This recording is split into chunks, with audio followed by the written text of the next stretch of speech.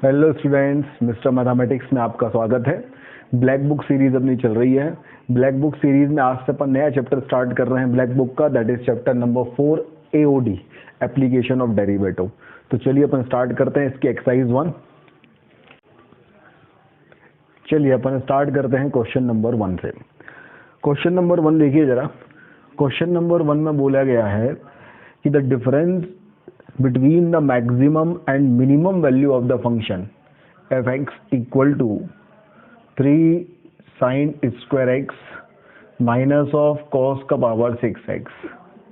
Difference between the maximum and minimum value of the function 3 sin का power 4x, 3 sin का power 4x minus of cos का power 6x is, इसकी वजह अपन को minimum और maximum value निकालनी है। अच्छा, x belongs to all real number की बात हो रही है, ठीक है भाई, क्योंकि कुछ और अपन को इंटरवल तो दिया नहीं है। तो अगर हम देखें एवरेज x की वैल्यू हम निकालें तो ये हमारे पास कितना जाएगा 12 into sine cube x, sine x का differentiation cos x minus of 6 into cos का पावर 5x और कॉस एक्स का डिफरेंशिएशन माइनस साइन एक्स, तो माइनस माइनस ये प्लस हो जाएगा। ये अपन ने इसका डिफरेंशिएशन कर दिया। अब हमारे पास जब ये इसका डिफरेंशिएशन हो गया है तो अपन क्या करें, थोड़ा सा और इसको सिंप्लीफाई करने की कोशिश करें। तो हमारे पास कुछ कॉमन आ जाएगा क्या भाई? देखिए 6 कॉमन आ जाएगा, साइन एक्स कॉमन आ जाएगा, कॉस एक्स कॉमन आ जाएगा। तो 6 कॉमन आया तो यहाँ बचा 2, साइन क्यूब एक्स में से साइन एक्स कॉमन आया तो हो गया sine square x, cos x common आ गया, यहाँ से 6 कॉमन आ गया, साइन एक्स कॉमन आ गया, कॉस एक्स कॉमन आ गया, तो अंदर हमारे पास बचा कॉस का पावर 4x। तो ये हमारे पास हो गया 3 into 2 sine x into cos x मतलब साइन 2x इंटू हमारे पास आ गया 2 sign square x plus cos का पावर 4x। ये हमारे पास एवरेज एक्स आ गया। अब देखो भाई, हमें एवरेज एक्स के साइन के बारे में सोचना पड़ेगा। तो ये हमारे पास है साइन स्क्वायर एक्स मतलब पावर इवन है, तो ये ऑलवेज पॉजिटिव होगा। कॉस का पावर 4x, ये भी पावर इवन है, ये भी ऑलवेज पॉजिटिव होगा। दोनों को ऐड कर रहे हैं तो ये वाली चीज ऑलवेज पॉजिटिव होगी, तो ये ऑलवेज पॉजिटिव होगा। 3 तो पॉजिटिव होता ही है। अब साइन 2x के बारे में बात करें, इसका मतलब है जब साइन 2x की वैल्यू पॉजिटिव होगी तो एवरेज एक्स पॉजिटिव होगा, और जब साइन 2x की वैल्यू नेगेटिव होगी तो एवरेज एक्स नेगेटिव होगा। ये हमारे पास क्लियर है बात।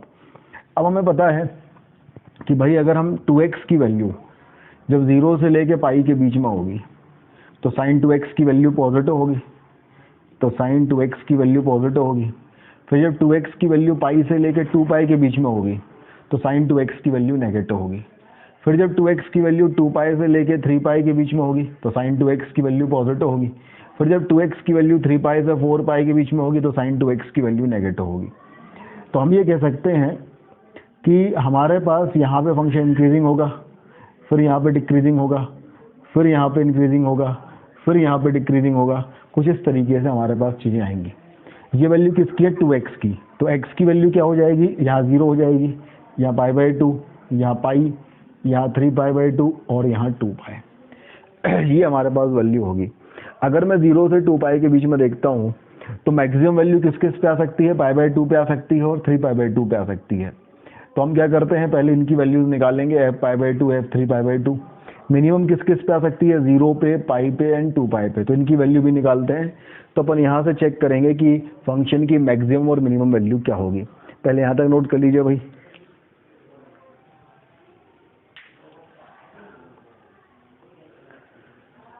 चलिए अब देखते हैं अपन।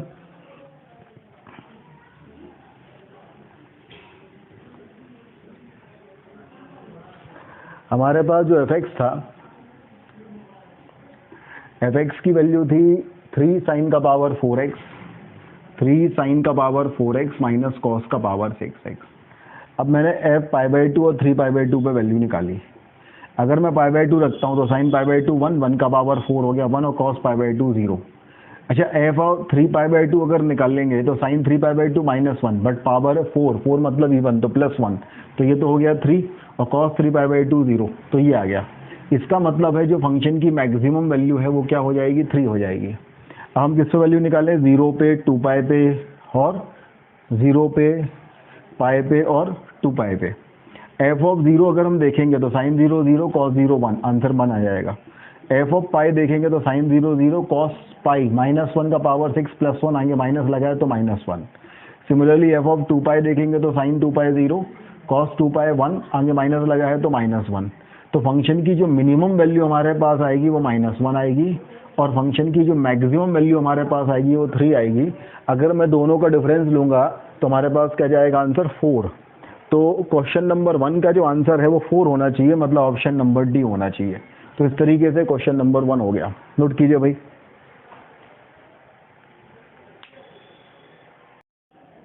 चलिए आगे बढ़ते हैं, अपन करते हैं क्वेश्चन नंबर 2। क्वेश्चन नंबर 2 देखिए भाई, क्वेश्चन नंबर 2 में बोला गया है कि a function y = f(x) is has a second order derivative. ठीक है भाई, मतलब दो बार डिफरेंशिएबल है। f डैश x की वैल्यू है 6 × x - 1।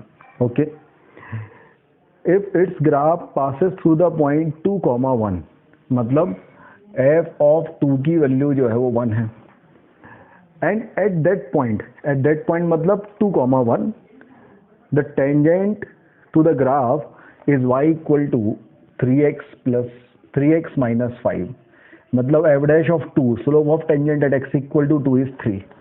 तो ये हमारे पास बात है। अगर ये है तो फंक्शन क्या होगा? ठीक है भाई, अगर मैं इसको एक बार इंटीग्रेट करता हूँ तो f डैश x की वैल्यू हमारे पास क्या जाएगी 6x, तो 6x² minus of 6x plus c।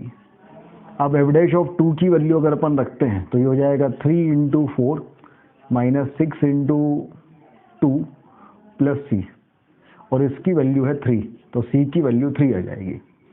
तो f डैश ऑफ x की वैल्यू हमारे पास हो जाएगी 3x² minus of 6x plus 3।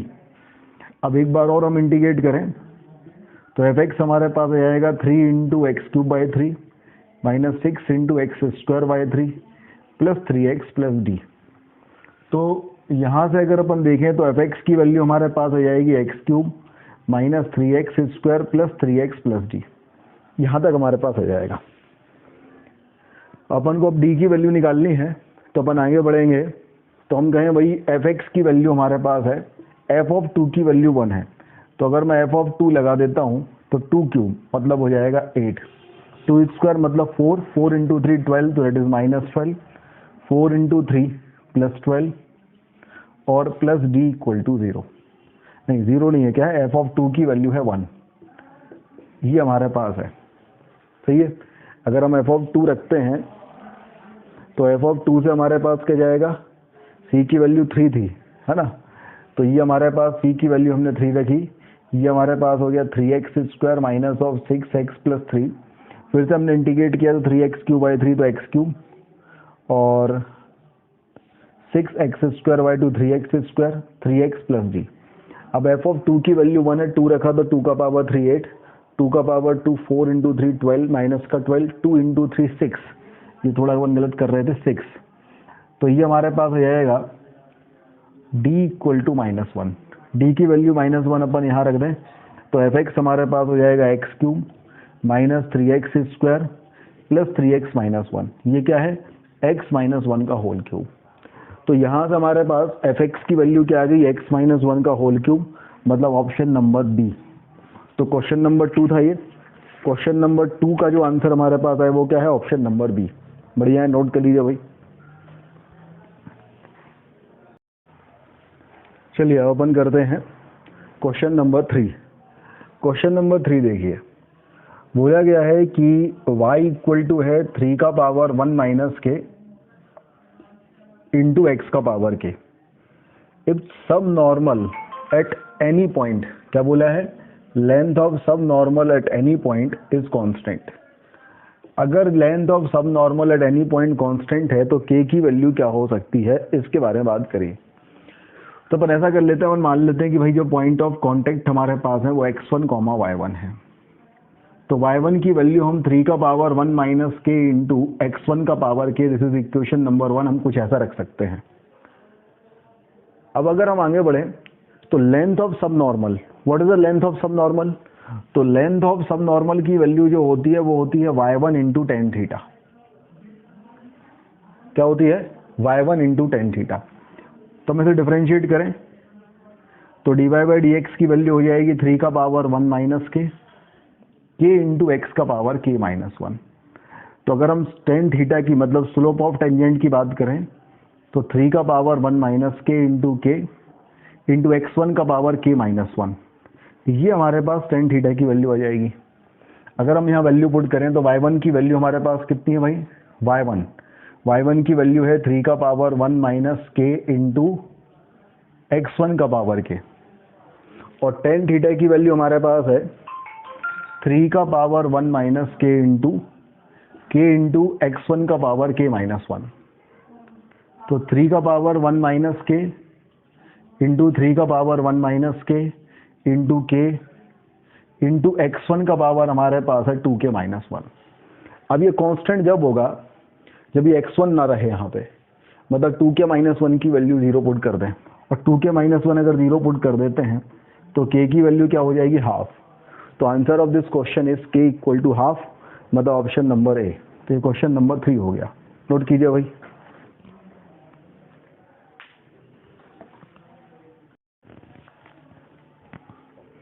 चलिए ओपन करते हैं क्वेश्चन नंबर 4। क्वेश्चन नंबर 4 में हमारे पास बोला गया है कि x का power 5 minus of 5 cube x plus of 4r, this is divisible by x minus c का होल स्क्वायर। बोला गया है q, r और c belongs to all real number. तो रिलेशन निकालना है q में और r में। देखो भाई, इसको अपन ले लेते हैं fx। अब सवाल ये है कि अगर fx x माइनस सी के होल स्क्वायर से डिवाइड होता है तो ये x माइनस सी का होल स्क्वायर तो एक इसका एक रूट हो गई, बाकी और कुछ रूट होंगे, मतलब बाकी हमें कहें एक क्यूबिक इक्वेशन और हो जाएगी, मान लीजिए ax cube plus b x square plus c x plus d. ये क्वाड्रेटिक इंटू क्यूबिक करेंगे तभी तो x का पावर 5 आएगा। तो जो हम सोच रहे हैं वो ये है कि अगर हम यहाँ पे देखें तो f ऑफ c की वैल्यू तो 0 होगी, f ऑफ c की वैल्यू तो 0 होगी। और अगर मैं इसको डिफरेंशिएट करता हूँ तो जब हम इसका डिफरेंशिएशन करेंगे तो भी एक बार x माइनस 2 का फैक्टर बचेगा, और जब हम इसका करेंगे तो 2 बार x माइनस 2 c का फैक्टर बचेगा। मतलब f डैश ऑफ c जो होगा उसकी वैल्यू भी 0 होगी। जब हम एक बार बताएं, जब हम इसको जो कहते हैं रखेंगे, एक बार ऐसा होगा और इसका डिफरेंशिएशन करेंगे, फिर एक बार इसको जो कहते हैं रखेंगे और इसका डिफरेंशिएशन करेंगे, दोनों टर्म में x माइनस सी होगा, तो f डैश ऑफ c की वैल्यू 0 होगी। तो हमारे पास दो चीज़ आ गई, एक तो f डैश ऑफ c की वैल्यू 0 और एक आ गई f डैश ऑफ c की वैल्यू 0 और f ऑफ c की वैल्यू 0। इन दोनों चीज़ों का हम यूज़ करेंगे तो हमारा क्वेश्चन सॉल्व हो जाएगा। चलिए अपन देखें इसको, यहाँ तक नोट कर लीजिए पहले। अब देखिए भाई, अगर हम कहें f ऑफ c की वैल्यू 0 है तो अपन पहले f डैश ऑफ x निकाल लेते हैं। 5 इंटू एक्स का पावर 4 माइनस ऑफ 5 क्यूब, ये तो 0 हो जाएगा। f डैश ऑफ c मतलब c का power 4 minus of 5 q c plus 4r की वैल्यू है 0, और ये f ऑफ c। तो भाई अगर f ऑफ c की वैल्यू 0 है तो हमारे पास c का पावर 5, ये क्या हो जाएगा हमारे पास c का power 5 q c plus 4r equal to 0, और f डैश ऑफ c की वैल्यू अगर 0 है तो यह जाएगा 5 इंटू सी का power 4 minus of 5 q equal to 0, मतलब c का power 4 minus of q equal to 0। अब देखो ये टर्म अपन यहाँ पे ला सकते हैं, अगर यहाँ से हम c कॉमन ले लें तो अंदर हमारे पास बचेगा c का power 4 minus of 5 cube plus of 4r equal to 0। c के पावर 4 की वैल्यू है क्यूब, तो ये अगर क्यूब है तो c into q minus 5 q is minus of 4 cube plus 4r equal to 0। तो 4r equal to 4c cube, तो r की वैल्यू आ गई c इंटू क्यूब। पहले यहाँ तक नोट कर लीजिए भाई। अब r की वैल्यू हमारे पास है c इंटू क्यूब। अच्छा, q की वैल्यू है c का पावर 4, लेकिन हमें c गायब करना है, तो हम दोनों तरफ जो है r का पावर 4 इक्वल टू c का पावर 4 इंटू क्यू का पावर 4 लिख देते हैं, और c का पावर 4 की वैल्यू q लिख देते हैं। तो r का पावर 4 q इंटू क्यू का पावर 4, तो r का पावर 4 इक्वल टू q का पावर 5। तो हमारे पास क्या जाएगा, r का पावर 4 इक्वल टू q का पावर 5। ये कौन सा ऑप्शन है अपना, ये है ऑप्शन नंबर सी। तो इसलिए इस क्वेश्चन का आंसर क्या जाएगा, ऑप्शन नंबर सी। नोट कर लीजिए भाई, ये क्वेश्चन नंबर 4 हो गया। चलिए अब करते हैं अपन क्वेश्चन नंबर 5। बोला गया है क्वेश्चन नंबर 5 में कि there is a spherical iron ball 10 centimetre in radius. एक स्पेरिकल आयरन वॉल है, मतलब इसकी रेडियस जो है वो कम नहीं हो सकती भाई, इसका कहने का मतलब ये है ना। 10 सेंटीमीटर की इसकी रेडियस है। Is coated with a layer of ice of uniform thickness that melt. तो भाई इसके ऊपर जो है आइस चढ़ी हुई है, ये कुछ आइस है, यूनिफॉर्म थिकनेस है, मान लेना यूनिफॉर्म थिकनेस है। और ये जो थिकनेस है ये भी दी हुई है, कितनी दी हुई है भाई, 5 सेंटीमीटर। ये जो थिकनेस है ये 5 सेंटीमीटर, मतलब ये जो बाहर वाली रेडियस है ये 15 centimetre. And melt at the rate 50 centimetre cube पर मिनट।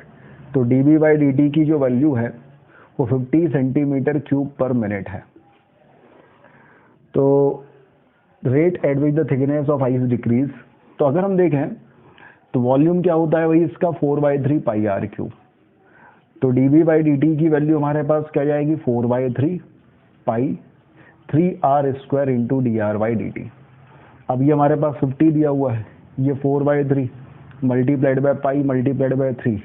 रेडियस कितने पे पूछा है भाई, change, find the when the thickness is ice is 5 centimetre.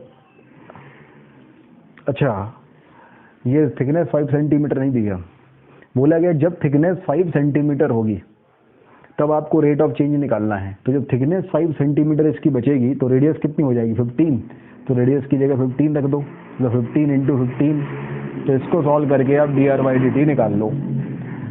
अब भाई dr/dt अपन निकाल लें तो 3 से तो 3 कैंसिल हो गया, 5 से हो गया ये 3 टाइम्स, 5 से आ गया 10 टाइम्स, है ना। सॉल्व कर लो इसको। तो इसको अगर अपन सॉल्व करेंगे तो dr/dt की जो वैल्यू हमारे पास आएगी वो आ जाएगी हमारे पास 1/18 पाई सेंटीमीटर पर मिनट। सही है, हो गया भाई क्वेश्चन सॉल्व। चलिए बढ़ जाएंगे।